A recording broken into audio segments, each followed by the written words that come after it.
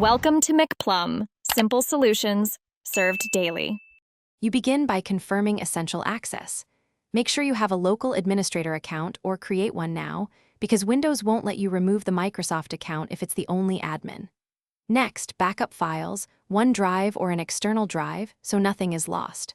Once done, open Settings, go to Accounts and select Email and Accounts or your info. These are the first actionable steps.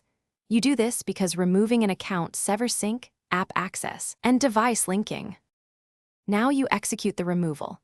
Navigate to Settings, Accounts, then Family and Other Users or Email and Accounts, depending on Windows version.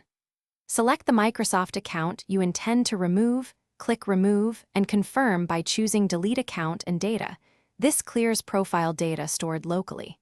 Make sure you have an alternate sign-in method set up, such as a local password or PIN, because once the account is removed, you must still be able to log into the laptop and manage apps and updates.